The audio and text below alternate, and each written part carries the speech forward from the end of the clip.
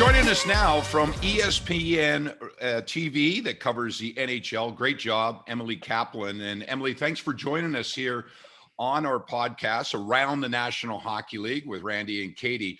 We want to get right into, we've got so many questions we want to ask you. Number one is, you're a Penn State grad. You've covered so many sports, and with Sports Illustrated, now with ESPN, how did you find yourself in the NHL niche covering the fastest game in the world?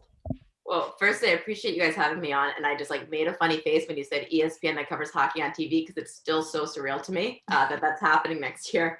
But my first job out of college was covering the NFL for Sports Illustrated, and it was an awesome job. As you guys know, football is king in this country. Yeah. You can write about the fourth string tight end on any team and people would care. But ESPN noticed me there, and they brought me in for an interview about football, for a football job. And they called me back a couple weeks or even months later, and they said, look, we don't have anything we think you'd take, but our biggest need right now is a national hockey reporter. And you mentioned a couple times in your interview that you love hockey. And I did, because if you really want to get into it, I'm a middle child, one of three girls, and serious middle child complex. I thought my dad hated me. So inherently, to get closer to him, I'd watch Rangers games growing up because he loved hockey. Now, obviously, my dad's favorite. But yeah, that's pretty much my story of how I got to ESPN. And hockey was the sport I grew up watching. I loved it the most. It was the one I kept the biggest fan, heart for as I became a journalist. So it's really a dream. And it's perfect timing, because the National Hockey League and ESPN have signed a 7-year broadcasting and social media, everything platform agreement, and it starts next season. How excited are you, both professionally and personally, that there's going to be a big role for you in the coverage of the NHL? Well, I hope so. And I couldn't lie and say selfishly, this isn't something I had hoped and dreamed of. And it's great for our company, because I just think there's so many puckheads there. There's going to be so many opportunities to do cool things, and that's exciting. But I think it's just as great for the sport of hockey. We see the way that ESPN treats the sports its rights holders of, whether it's the NBA, the NFL. Look at the profile that's raised for the WNBA recently, yeah. UFC, since we got the rights. And so I know, being in the ecosystem of ESPN, we're going to start. Stephen A. Smith is already talking about the Seattle Kraken.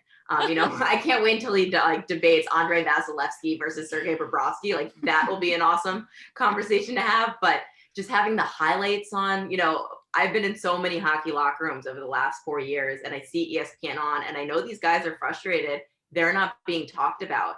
They're not being shown. And we have a great opportunity to pump these guys up, to show the rest of America how great our sport is. And it's only going to help it grow.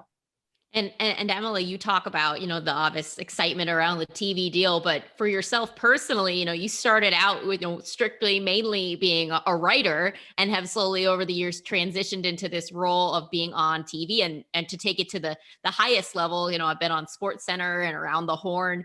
What was it like for you going from, being more of a writer to adapting to this TV personality as well? It's a great question, Katie. It's hard, and there's no blueprint for it. I came up very traditionally.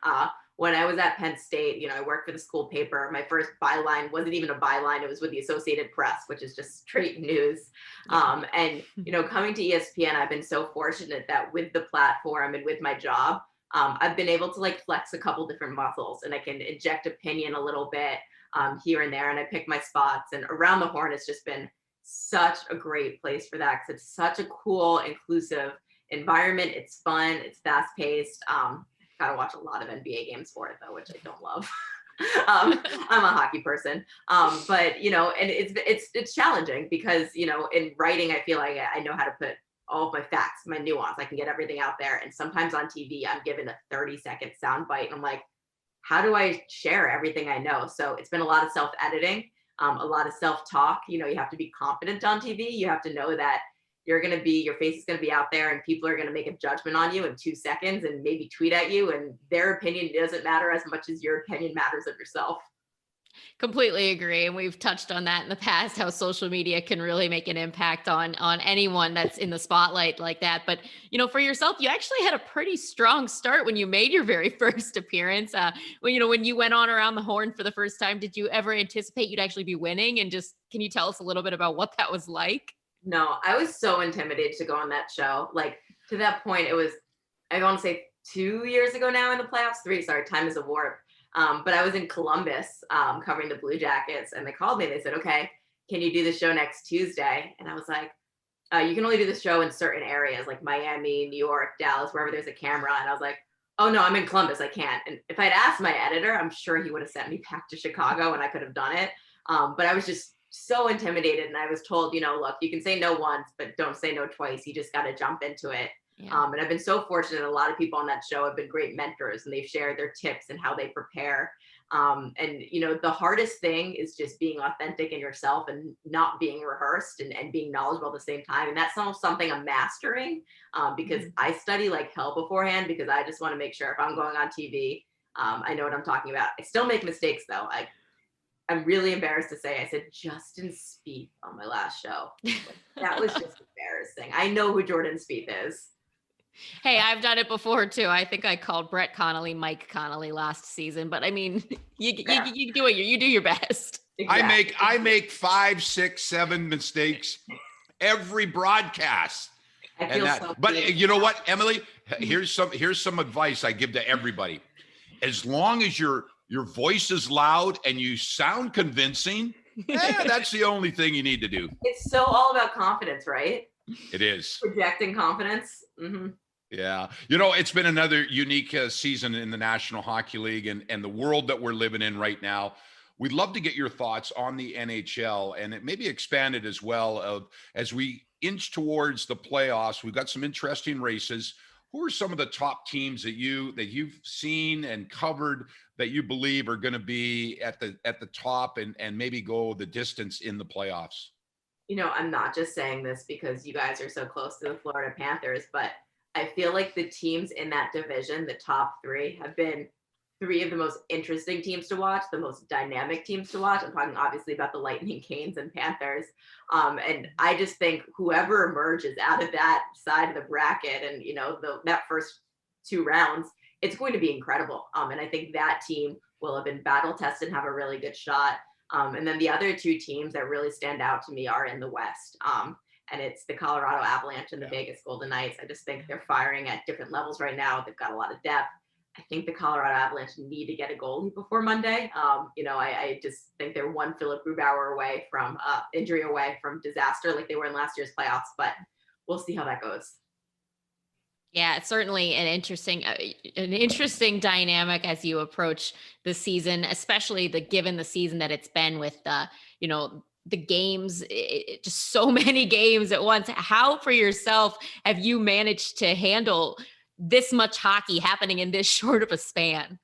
It's funny because it does feel like a lot, but now we're so far into the pandemic, it feels like we were first taken hockey away and we didn't have it for so long, and I missed it so bad. And live sports, you realize how much becomes a fabric of your day-to-day life and your routines. And then when it came back last summer at that fast and furious pace, I just was eating it all up. And this year it's hard. I do feel like sometimes I'm like, I haven't seen a St. Louis Blues game in like a week, but like, how can I? There's just so many games on. So I'm trying to consume it the best I can. Thank goodness for many devices. Like I'm always, in the pandemic, you're just trying to find ways to get outside and be active. And I've learned that you can take NHL TV on your phone on a walk around the block.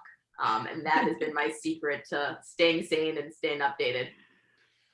Emily, we touched on the ESPN and the NHL partnership that will kick off for next season. Without giving any confidential information or whatever, how do you see your role is such an important role with your knowledge of hockey?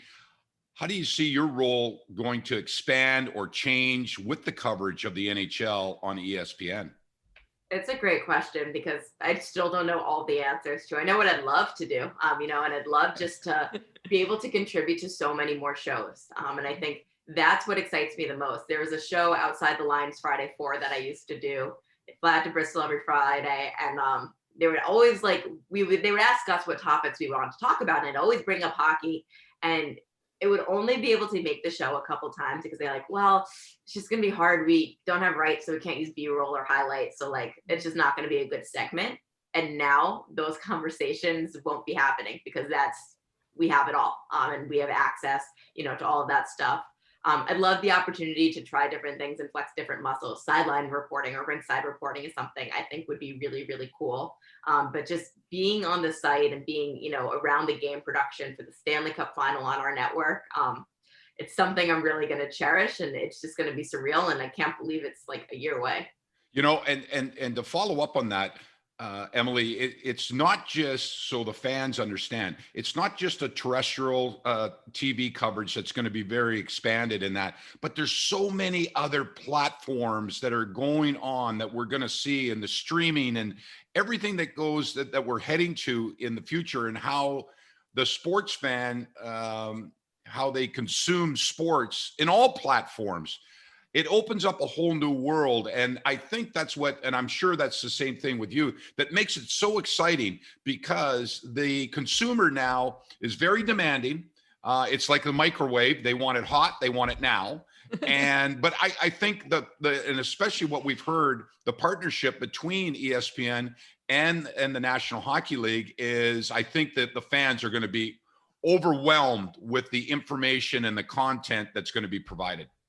I agree with everything you just said. And you're right. Streaming is at the heart of this deal. Like, yes, it's going to be great that ABC and ESPN airs the Stanley Cup final, but instead of going to NHL TV to stream games, you're going to ESPN Plus.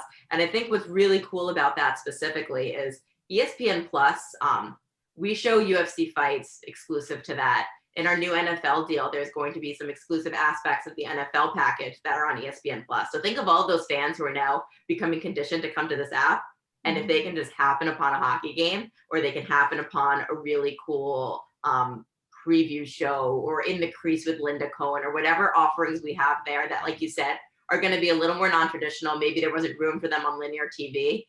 It's just going to open so many doors to people getting exposure to our sport. And again, like, if you ask any hockey people, all they want to do is grow the sport and spread the gospel of how great it is. Like, this, I think, aligns with that. Absolutely. And I think you touched on it. There's so many really great opportunities that are going to just essentially open up a whole new pool of fans that are going to allow the sport to grow. And I think people underestimate how many hockey fans there are out here in the US. So looking forward to expanding that. To wrap things up, we're not too far removed from Women's in Sports Month and Women's Month. And we've done so much great coverage of all the women that are impacting the games. But I've heard you talk in the past about some mentors of yours that have really been important in your journey, Ramona Shelburne being one of them. I would love to hear just a little bit about how, mentors have impacted your journey, and then also maybe a little bit of advice, that you can give now to girls who want to be where you are. Yeah. Ramona's when I came to ESPN, I told my editor, I wanted, who do you want to model your game after, right? We always ask that to athletes. And I was like, I want to model my game after the way Ramona Shelburne covers the NBA.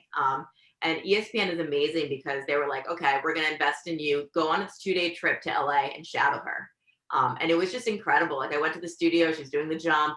And then afterwards we got lunch. And during lunch, I just saw her work. She was just picking up the phone. Sorry, this is like the LA Lakers GM. Like, I have to take this, and making these texts to players. And she's always working. But the one thing I took away from her, and I think this would be the advice I'd also give to young women trying to get into this industry, is be authentic and be yourselves. And if I've learned anything about athletes and coaches, they just value transparency. They don't need to agree with why something happens. They just want to know why. And the way Ramona treats her job is like, this is who I am. Sometimes I'm loud and brash. Sometimes I'm annoying. Sometimes I'm hilarious. I'm also a mom. I'm sloppy. I'm late, whatever it is. She is who she is. And I think that that's the reason she's so well connected in so many relationships, because she doesn't pretend to be someone she's not. And that's something that I think women, it's so hard. And, you feel like you need to say the right things, or you need to do the right things. But if you just show who you truly are, and you don't know what you don't know, and ask for help along the way, you're going to make it far. Emily, this has been absolutely fantastic. We can't wait to have you on our podcast again. We're just starting a journey together, and we're so happy that you were able to join us today in our podcast around the National Hockey League. No, congrats on the podcast. I'm so honored I'm one of the first guests. Honestly, this might be the big career achievement for me. So I appreciate both of you guys, and so looking forward to when I can see you at a rink. Yes. Thank you very much for joining us.